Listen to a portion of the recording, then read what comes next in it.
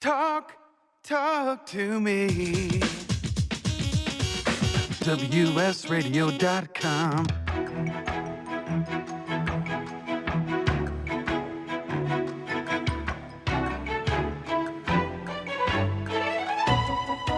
The San Diego Council on Literacy brings you Literacy for All with your host, Jose Cruz.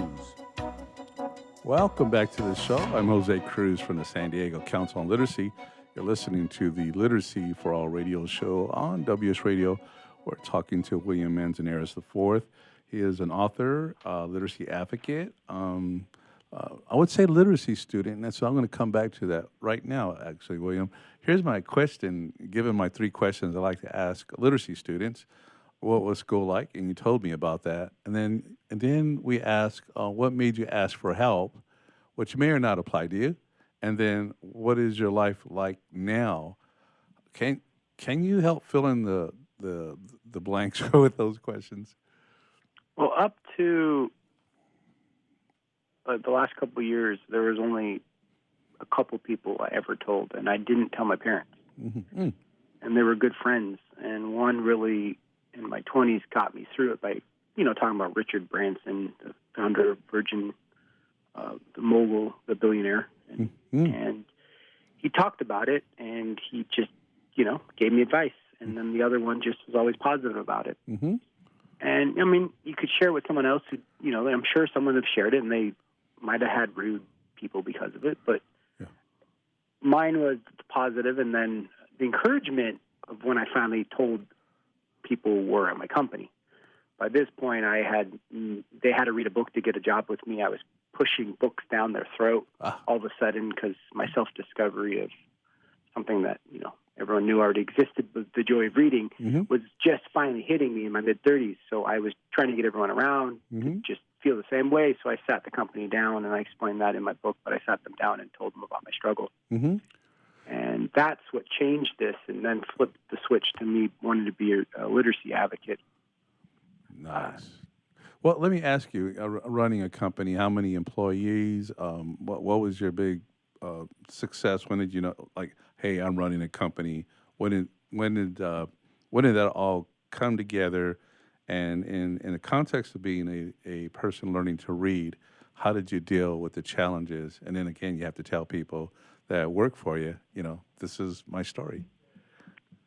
I think we need another hour for the challenges of business. Okay. We can bring you back. I'd like to hear it.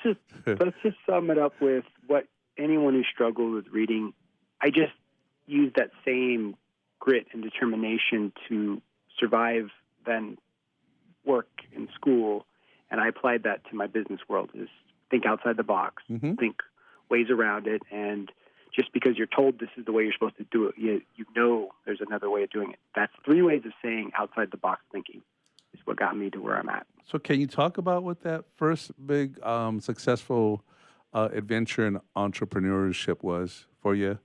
Well, let's just say that not every business starts with success. It's a lot of failures, and you have to learn from your mistakes and keep going at it, and that was just who I am.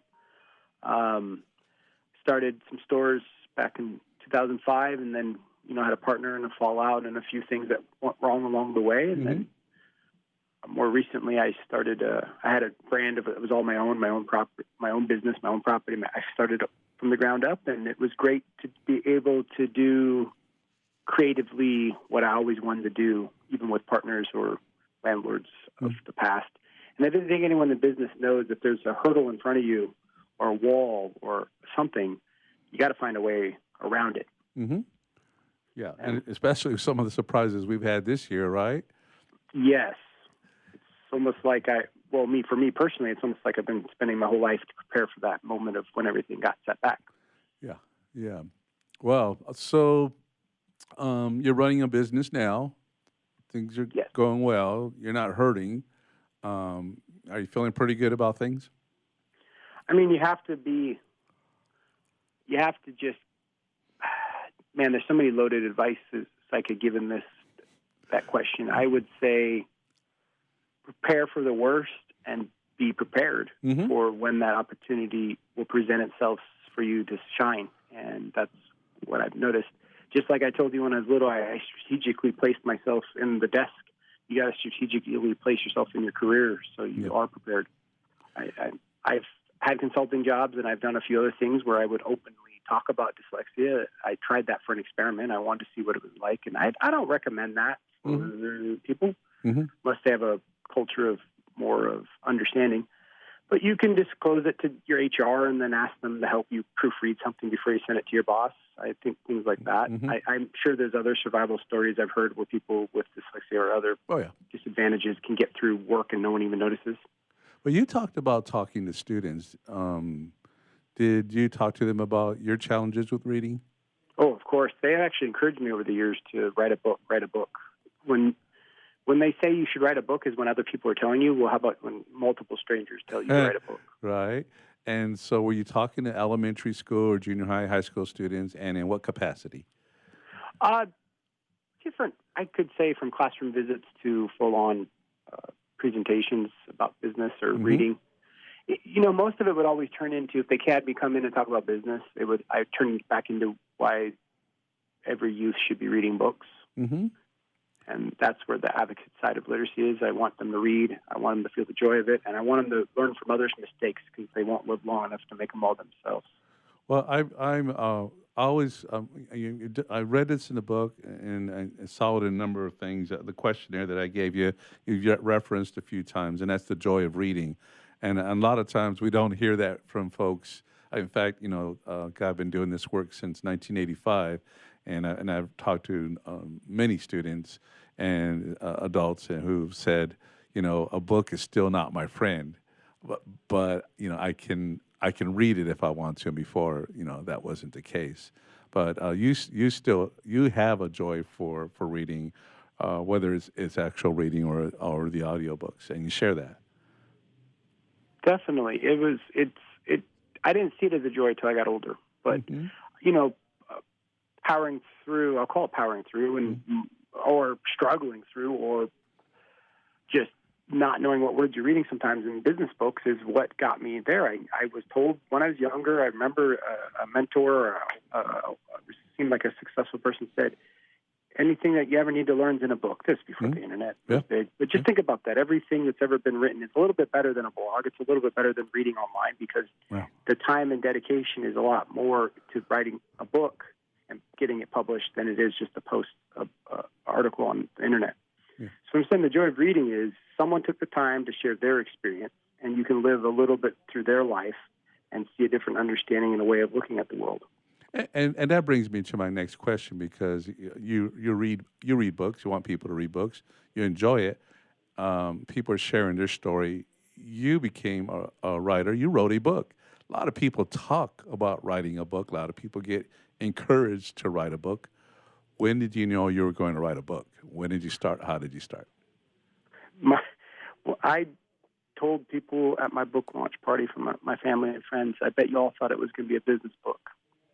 It became that mission after I told the employees my struggle and I realizing how big it was. And when I met DG, which I talked about in the introduction, he was a homeless guy. And I'd known him for a while, but we were talking about that. And he phonetically can read. He can do what I can't. I can't sound words out. To this day, I have to use all my workarounds. And I still think that's amazing, but in his mind, he sees it as he can't. And I told him I've been working on this project, and I told him what the book was, and I told him the title, and that's why it became I Can't Read. He said people are going to read it, Will. People are going to see it. And he said people that struggle and don't want to, if they're homies, he said, we're going to mess with them because they're reading that book. They could talk about the successful business person who struggled. That's what I'm reading about. And I think that joy of reading you have to find in yourself. And not everyone's going to share it. But the reality is the light you shine in your life can only be changed and shared with the world if you're willing to write it out. So I'd say live a life worth writing about. And then one of my mottos that I've told a lot of people, I lived a life that people would want to include me in their biography when they write it, or their memoir. Or I guess it would be autobiography, but yeah, memoir. Very good. We have about a minute and a half. Let's see. Do I want to ask this question? Yeah. a favorite story of a person that you know benefited from you telling your story? Oh, geez. Somebody who read your book, or just somebody who was like, man, I struggle too. Thank you for sharing this. Well, I think when you emailed me, look at what this conversation was. If I didn't share my story, we would never have met. It's true. Yeah. And it's just that encouragement of people like you and anyone else who's ever written me said, I went through the same thing. Mm-hmm. That is the validation, is that I will leave on this note. How could a group of people who were told they weren't good in school and thought they were really stupid in school have the same workarounds with no collaboration at all, but the school system that's telling them they're not good enough? Mm-hmm. How did we come up with these collective workarounds? And that's the joys I get, is the people who do that. And then every parent who has never struggled, when they message me or contact me because now they have a better understanding for their child, that's great.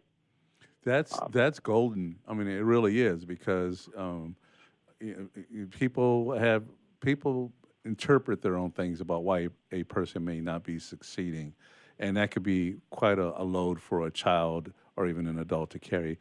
William, we're gonna come back for our fourth segment with you, and so just hang on, and your listeners, you hang on too. We're on the Literacy for All radio show on WS Radio. We've been talking to William Manzanares, the fourth. He's an author and literacy advocate. So join us for our next segment in just a couple of minutes.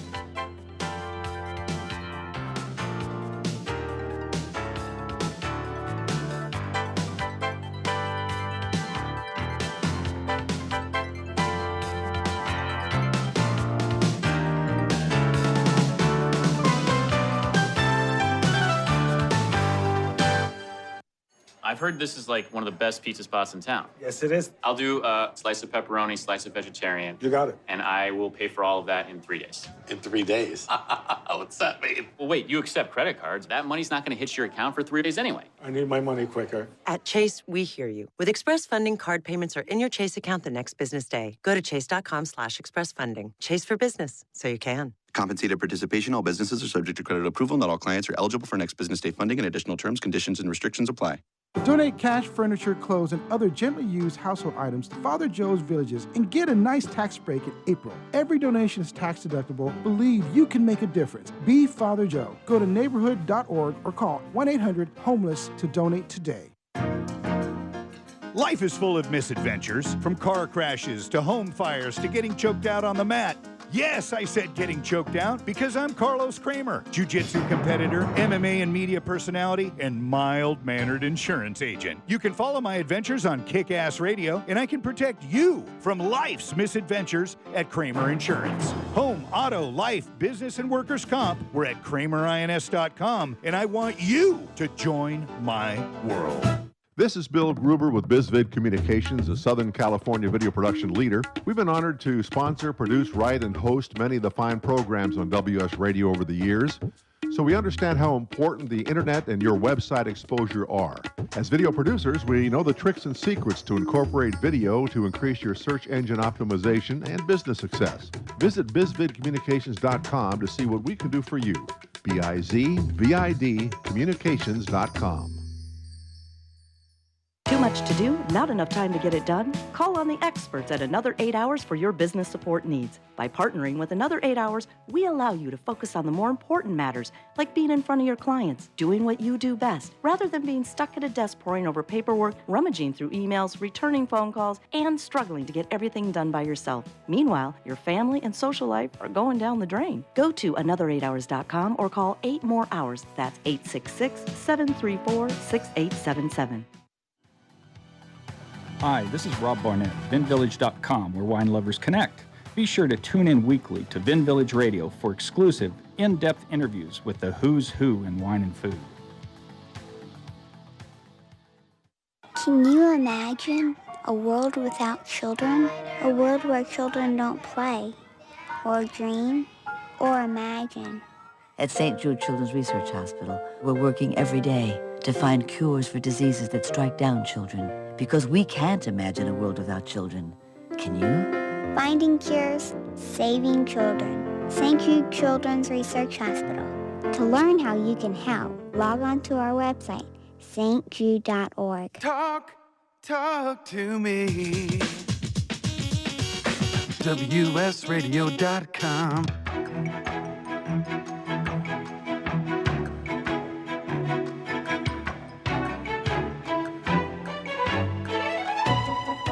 The San Diego Council on Literacy brings you Literacy for All with your host, Jose Cruz. Welcome back to the show. I'm Jose Cruz from the San Diego Council on Literacy. You're listening to the Literacy for All radio show on WS Radio. We're talking to William Manzanares IV, and he is an author, a literacy advocate, literacy student or lifelong learner, entrepreneur, a number of things. William, can I take you back maybe to your roots, Tacoma, the community you grew up in, your Native American, things you recognize happening in that community, things that, we really don't get that perspective very much. But putting all that together, what can you say about your background and your path and just some of the things that you've seen around you growing up where you have? Like you said, I'm a member of the Puyallup Tribe of Indians. It's in the Puyallup-Tacoma area of Washington, so part of my heritage has always been in the Northwest for all my ancestors. I don't know anything more than the Pacific Northwest. I like to travel, but I like it up here. It's what I call home. I think for me, when I struggled and didn't share about it, it was just really to help inspire the youth in my tribe. Mm-hmm. I did a lot of talks with them and talking about success. And I think a lot of times the limelight of success is how much money you're spending or showing off. And to me, it's never giving up. That's, to me, what success is just keep going. Mm-hmm. And you're having fun doing what you're doing, aren't you? Can I ask you that? Oh, yes, of course. Good. Do you have a new book in mind? What's in the future business wise? I mean, one thing I can see is just your voice and being a spokesperson, and I have a feeling that with your book and some of the other things that are emerging, people are going to hear about you more. But do you have a book in mind, and do you what do you have? Because I know you're excited about the future. Thanks for asking. No, I'm actually, with all this happening in extra time, quote unquote, on your hands, which I don't know if anyone does. It's just where else are you going to go? I've been working on my business book.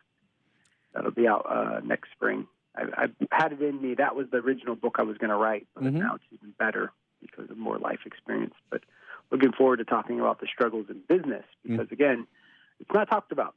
Every business book I've ever read, they really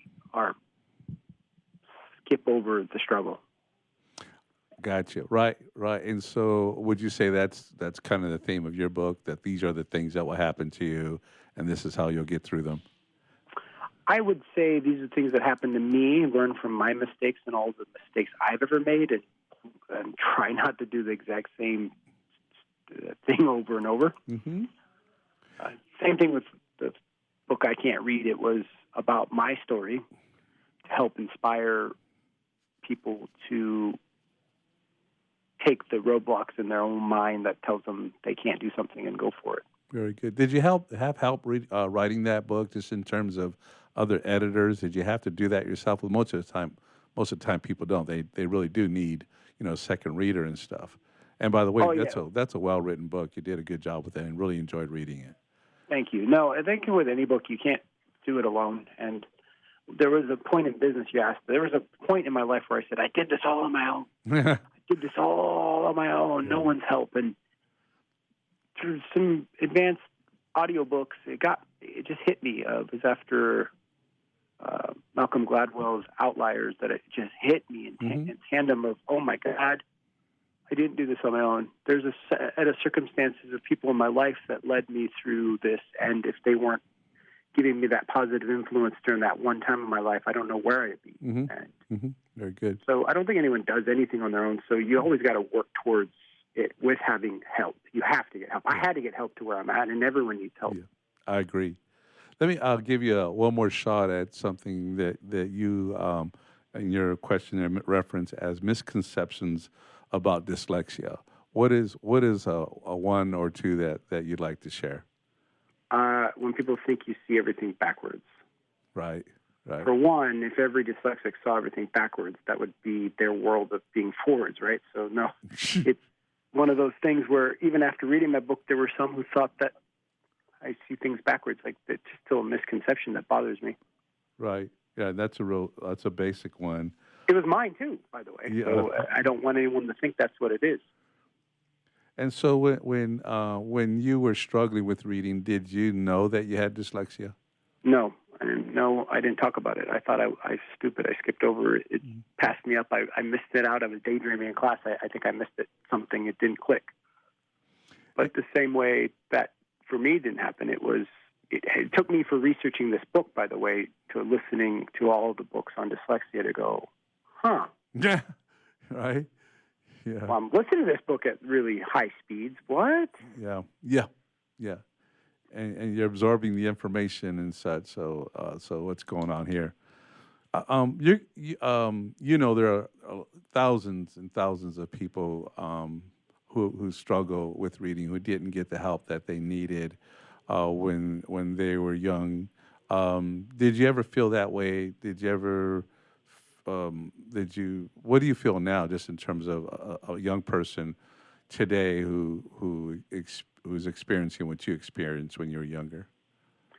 To embrace the experience and make yourself better for it, and anyone who makes you feel less than, don't take it out on them, because they have something shortcoming in their life, and their only way to make themselves feel better is putting you down.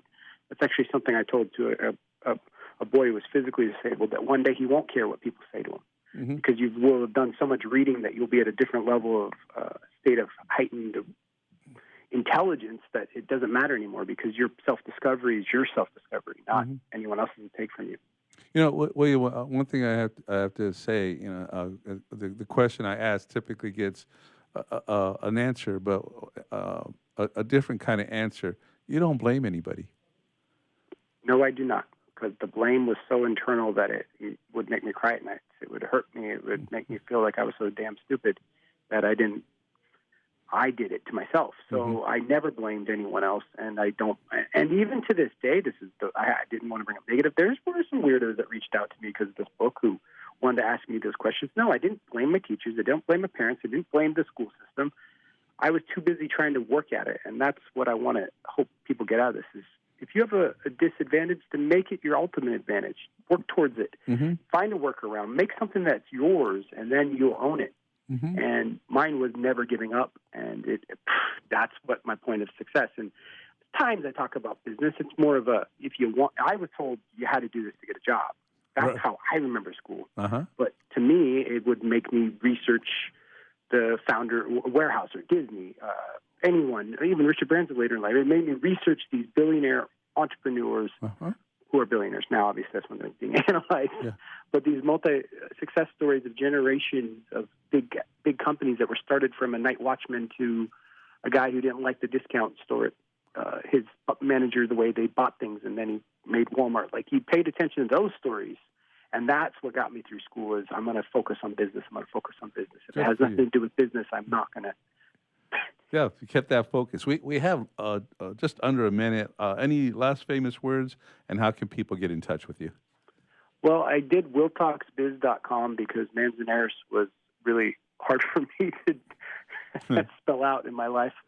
And willtalksbiz.com, you have some contacts on there, and then the books I Cant Read. If you just put that into Amazon or Google, you'll find it. Okay, now I'll spell that out. So Will, that's your name, Will, WILL, talk, biz, BIZ.com, because people are likely to spell it anyway, any different way. So that's how they can reference you online. And I just want to thank you for being on the show. Let's do this again, William. I appreciate your time. Thank you for having me. Okay, my pleasure, our pleasure. You've been listening to William Manzanares IV, entrepreneur, writer, literacy advocate, a great story, and I know there's a lot more coming. So anyway, thank you for listening to the Literacy for All radio show on WS Radio, the worldwide leader in Internet talk.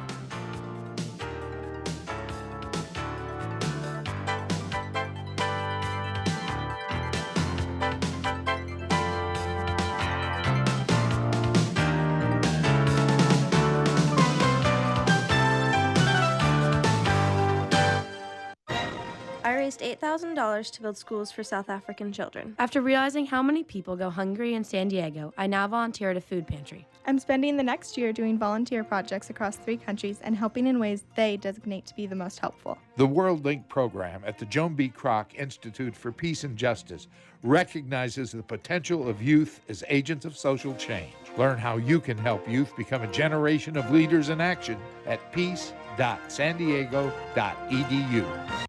In the military, things can change in an instant. Your personal life is just the same. Just like you protect our country, you want your family protected. That's why thousands of military members trust Navy Mutual Life Insurance. Navy Mutual is nonprofit, providing current and former Navy, Marine, and Coast Guard families with life insurance, no sales fees, and no military service restrictions. Protecting members on active duty and beyond. Call 1-800-628-6011, 800-628-6011, NavyMutual.org, insuring those who serve.